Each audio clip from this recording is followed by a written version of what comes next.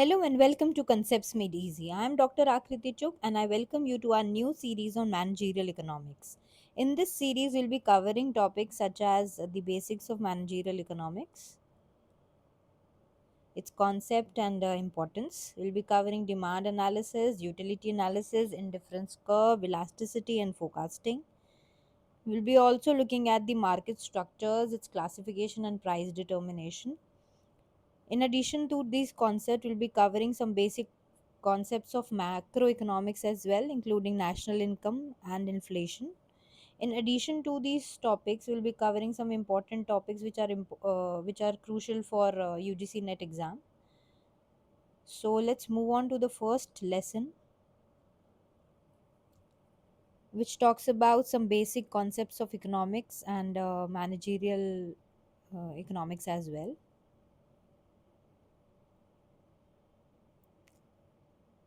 So, so what is economics all about? So economics क्या है? Economics ऐसी study है जिसके अंदर हम देखते हैं कि लोग डिसीजन मेकिंग कैसे करते हैं। अब लोग कौन? लोग इंडिविजुअल्स भी हो सकते हैं, बिजनेसेस हो सकते हैं, गवर्नमेंट हो सकते हैं। अब डिसीजन इनको किस चीज़ के बारे में लेना है? ये डिसीजन लेते हैं चॉइसेस के बारे में कि क्या चॉइसेस हैं इनके पास और इनको चॉइस क्यों लेनी है। चॉइस इसीलिए लेनी है क्योंकि रिसोर्सेज जो हैं वो उनके पास क्या हैं? लिमिटेड हैं। Right? So, economics is the study of how people, businesses, or governments make choices when the resources are limited. It deals with production, distribution, and consumption of goods and services. So, हमारे पास जो resources है वो उनकी scarcity है। और scarcity क्यों है? Scarcity इसीलिए है क्योंकि हमारी जो needs and wants हैं वो unlimited हैं और वहीं पे हमारे पास जो रिसोर्सेज हैं वो लिमिटेड हैं। राइट? जिसकी वजह से तीन प्रॉब्लम्स हमारे पास इकोनॉमी की आती हैं। क्या क्या प्रॉब्लम्स आती हैं? कि क्या बनाया जाए, which choosing which goods and services to make, कैसे बनाया जाए इन गुड्स एंड सर्विसेज को, deciding the best way to use the resources और किन के लिए बनाया जाए, choosing who will get these resources and services. जिसकी वजह से, क्योंकि रिसोर्सेज हमारे पास स्केर्स हैं, जिसकी वजह से चॉइस लेनी पड़ती है, ट्रेड ऑफ करना पड़ता है, क्योंकि सब तो बनाया नहीं जा सकता। इकोनॉमी में सब कुछ गवर्नमेंट नहीं कर सकती कि वो हर चीज़ कर दे, वो ऐसा नहीं कर सकती। क्यों? क्योंकि उनके पास स्कैसिटी है। अब स्कैसिटी है तो उनको चूज करना पड़ता है कि वो क्या करें क्या नहीं करें, तो ट्रेड ऑफ करना पड़ता है। ट्रेड ऑफ का मतलब to get one thing we often have to give up another. तो कौन सी चीज़ गिव अप करनी पड़े, किसी चीज़ को पाने के लिए कौन सी चीज़ गिव अप करनी पड़े, ये ट्रेड ऑफ होता है। और यहीं से ही आता है चॉइस का concept. Economic studies how people make choices to use limited resources wisely. So, talking about the principles of economics, these principles of economics are given by Professor Gregory Mankiw. सो उन्होंने three categories में divide किया अपने principles को और total 10 principles दिए हैं। सो जो first category है वो है principles of how people make decisions.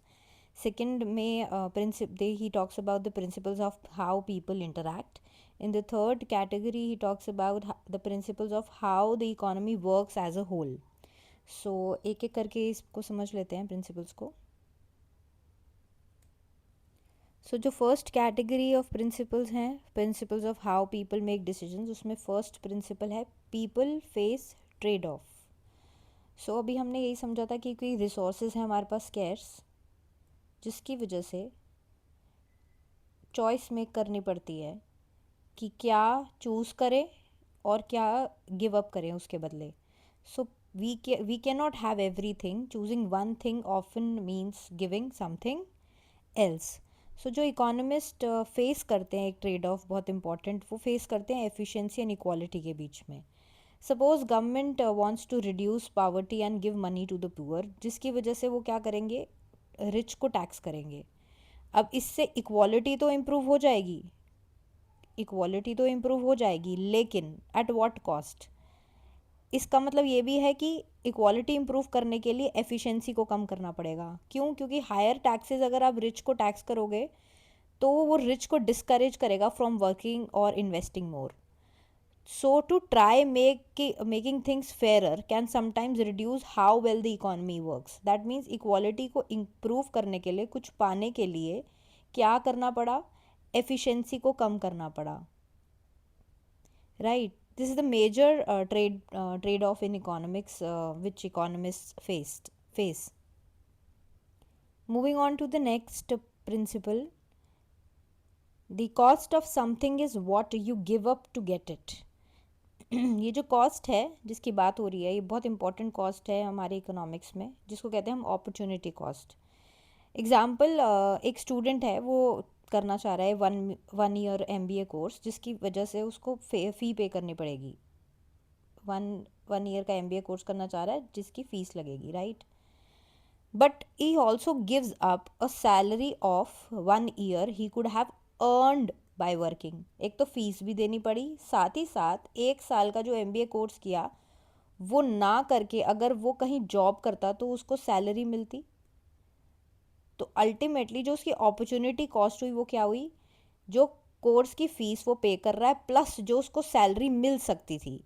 So the course fee and the income he is missing for that year is the opportunity cost for this student.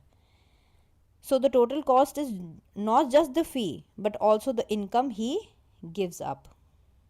This is the concept of opportunity cost. And opportunity cost के basis पे ही जो people हैं they make their decisions. So moving on to the third principle, which is rational people think at the margin.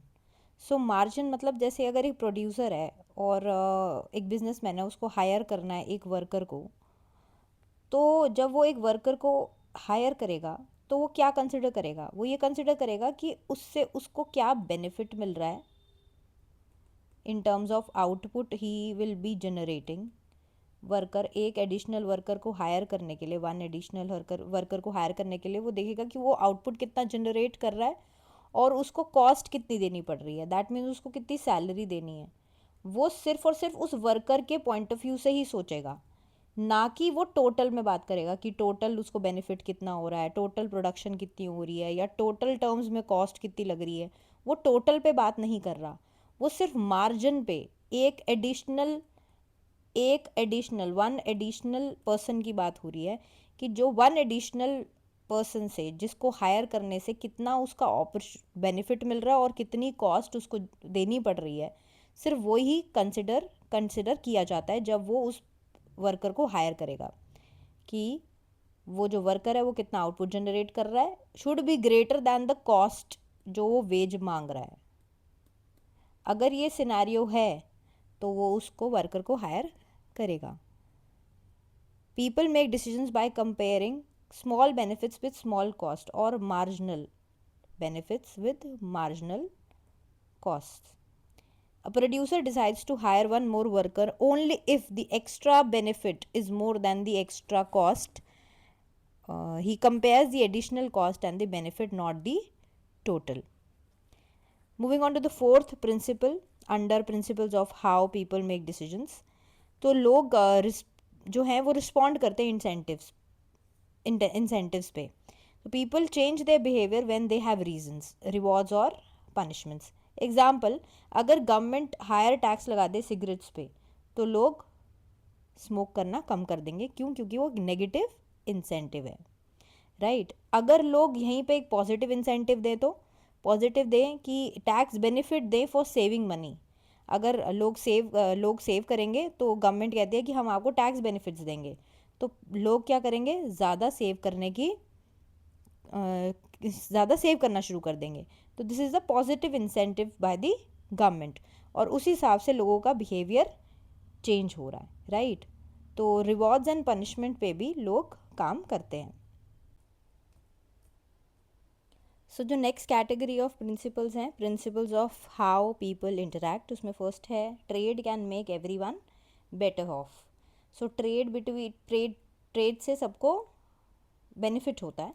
सो चाहे वो people हो, आपस में trade करें, consumers and producers, producers with producers, या कंट्रीज आपस में ट्रेड करें तो उनको बेनिफिट मिलता है. So every one can focus on what they do the best and trade with each other. Moving on to the next principle, markets are usually a good way to organize economic activity. यहाँ पे important है कि organize economic activity का मतलब कि कौन से goods and services बनाने हैं, किसके लिए बनाने हैं और कैसे बनाने हैं. ये सारे के सारे जो हैं आंसर्स ये हमें मार्केट ही बता देती है. और मार्केट्स में यहाँ पे एक टर्म यूज़ करिए यूजुअली. दैट मीन्स ये ऑलवेज का केस नहीं है, हमेशा का केस नहीं है. Usually markets are the best way to organise economic activity. मतलब मार्केट्स हमें डिक्टेट करती है कि कौन से गुड्स एंड सर्विसेज बनाने हैं, कैसे बनाने हैं, किन के लिए बनाने हैं. And in a free market मतलब जहाँ पे मार्केट डिसाइड कर रही है, गवर्नमेंट का रोल नहीं है. People make decisions based on the prices. So consumers demand face करते हैं और जो सप्लायर्स हैं वो सप्लाई फेस करते हैं, सप्लाई कर्व. और डिमांड लेके कंज्यूमर जाता है मार्केट में और वो विलिंग होता है कि मैं कुछ प्राइस पे कर सकता हूँ मार्केट में एक पर्टिकुलर प्रोडक्ट एंड सर्विस के लिए. और सप्लायर की विलिंगनेस होती है जिसके अंदर वो बोलता है कि भाई मैं इस प्राइस पे विलिंग हूँ बेचने के लिए. तो ये जो प्राइस जहाँ पे जो डिमांड कर रहा है कंज्यूमर और जो प्रोड्यूसर कह रहा है मैं इस पैसे इस अमाउंट पे इतना क्वांटिटी बेच सकता हूँ, वो जो मार्केट का प्राइस है ये डिटरमाइन करता है कि लोग कैसे डिसीजन लेते हैं. और प्राइस जो है वो उसका सेंट्रल फैक्टर रहता है कि प्राइस डिक्टेट करता है कि क्या बनाना है, कितना बनाना है, कैसे बनाना है. राइट. तो markets often allocate resources efficiently. But government का क्या रोल रहता है, क्योंकि यहाँ पे markets usually are the good way but not always. So government यहाँ पे इंटरवीन करती है जब मार्केट का आउटकम अच्छा नहीं आ रहा होता. तो गवर्नमेंट कैन इंटरवीन. तो government can sometimes improve the market outcome. When markets don't do well, like in pollution or public goods, government can help fix the problem. तो गवर्नमेंट इंटरवीन करती है मार्केट में. जब मार्केट अच्छा perform नहीं कर रही होती तो गवर्नमेंट इंटरवीन करती है और अपना रोल प्ले करके वो प्रॉब्लम को फिक्स करती है. Right. So moving on to the third category of principles which talks about how the economy works as a whole. उसमें जो फर्स्ट प्रिंसिपल है, a country standard of living depends on its ability to produce goods and services. That means production जितनी economy करेगा goods and services की उस पे ही standard of living depend होगा इकोनॉमी का. So more production means better living standards of for people. Moving on to the next, prices rise when government prints too much money. Government यहाँ पे print तो कर रही है मनी, गवर्नमेंट तो money print कर रही है, लेकिन प्रोडक्शन हो नहीं रही, प्रोडक्शन तो इंक्रीज़ नहीं हो रही, प्रोडक्शन तो सेम है. तो लेस गुड्स हैं बट मनी ज़्यादा है, मनी इकोनॉमी में ज़्यादा है. That means more money is chasing less goods. तो जो ये गुड्स हैं इनके प्राइजेस बढ़ जाएंगे क्योंकि ज़्यादा पैसा है इकोनॉमी में, लेकिन गुड्स तो उतने हैं नहीं क्योंकि प्रोडक्शन तो नहीं हुई. तो जब प्रिंटिंग होती है इकोनॉमी में पैसे की, गवर्नमेंट ज़्यादा प्रिंट करती है तो इट लीड्स टू इन्फ्लेशन, यानी prices will go up. Moving on to the last principle, society faces a short run trade off between inflation and unemployment. अगर इकोनॉमी में अनएम्प्लॉयमेंट को कम करना है, जब लोगों के पास जॉब्स होगी, यानी लोगों के पास जॉब्स होगी दैट मीन्स सैलरीज होंगी, हाथ में पैसा होगा, जिसकी वजह से डिमांड ज़्यादा हो जाएगी गुड्स एंड सर्विसेज की डिमांड ज़्यादा हो जाएगी, लोग पैसे देने के लिए तैयार होंगे, जिसकी वजह से शॉर्ट टर्म में थोड़े टाइम के लिए प्राइजेस बढ़ जाते हैं गुड्स एंड सर्विसेज के, क्योंकि प्रोड्यूसर मार्केट में देखता है कि लोगों के पास पैसा है, डिमांड ज़्यादा है गुड्स एंड सर्विसेज की, तो प्रोड्यूसर्स क्या करते हैं, प्राइजेस को बढ़ा देते हैं, जिसकी वजह से जब अनएम्प्लॉयमेंट को रिड्यूस करने की ट्राई करती है गवर्नमेंट, उसकी वजह से इकॉनमी में इन्फ्लेशन देखने को मिलती है।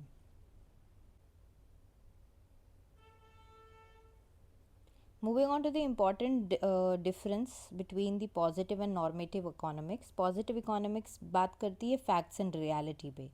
It tells us what is actually happening in the economy.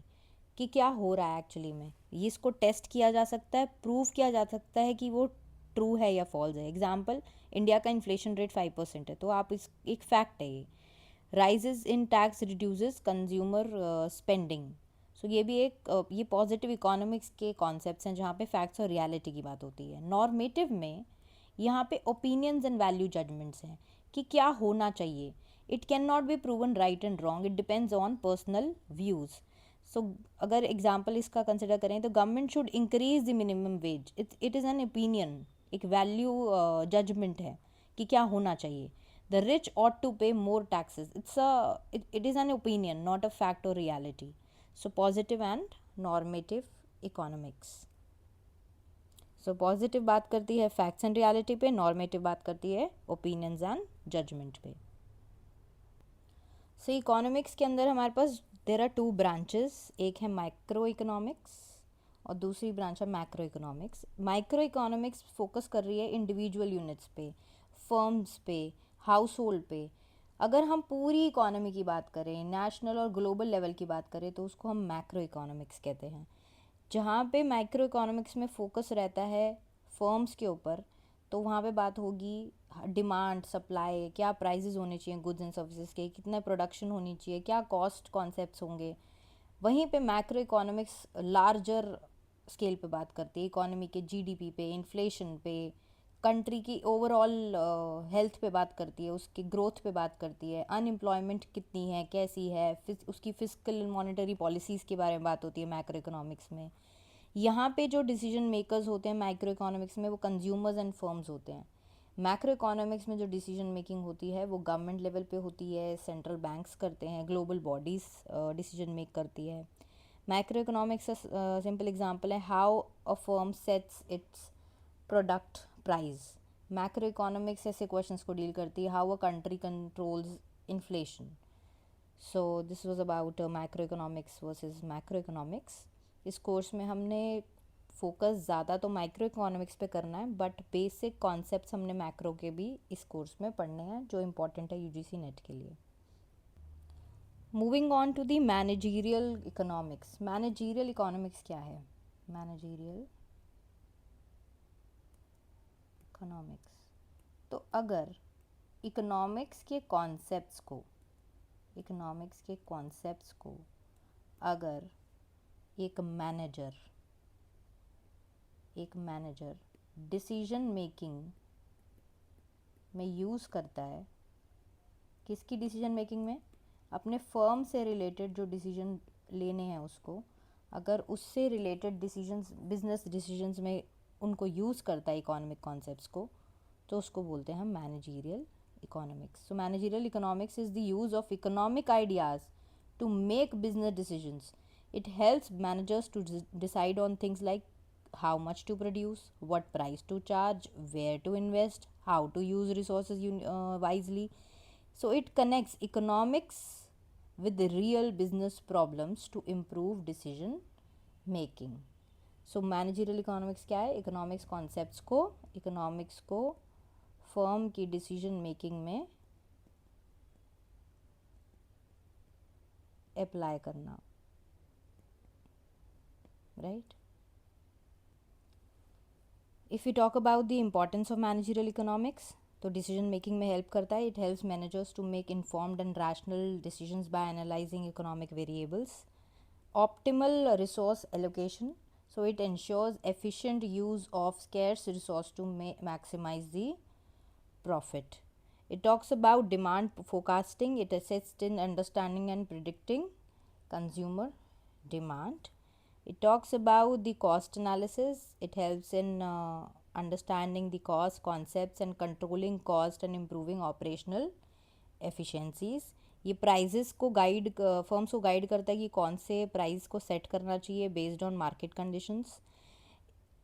Managerial economics बात करता है रिस्क के बारे में कि कितना पोटेंशियल रिस्क हो सकता है, कितनी अनसर्टेनिटी हो सकती है बिजनेस डिसीजंस में। प्रॉफिट की बात करता है, it helps in setting profit targets and developing strategies to achieve them. It talks about the investment opportunities also which is known as capital budgeting. तो इन्वेस्टमेंट अपॉर्चुनिटीज़ को इवेलुएट करना और उसकी फिजिबिलिटी को एनालाइज करना, ये मैनेजरियल इकोनॉमिक्स के under आता है। thereby also depicting the scope of managerial economics, जहाँ पे स्कोप मतलब कि मैनेजरियल इकोनॉमिक्स किस किस चीज़ों के बारे में बात करता है। ये बात करता है कि डिमांड क्या होगी मार्केट में, ये बात करता है कि कॉस्ट क्या लगेंगी मेरी अगर प्रोडक्शन की, ये प्रोडक्शन कॉन्सेप्ट्स के बारे में बात करता है। यहाँ पर हम प्रॉफिट कितना हम अर्न कर सकते हैं depending on the cost, revenue concepts के बारे में बात होती है यहाँ पे। तो managerial economics is all about the firm के जो मेजर डिसीजंस हैं इस पे बात होती है। सो ये कॉन्सेप्ट्स हमें इस मैनेजरियल इकोनॉमिक्स में वन बाय वन पढ़ेंगे। And this was it about this lecture, first lecture on the basics of economics. We'll meet you in the next lecture with a new topic. Thank you so much.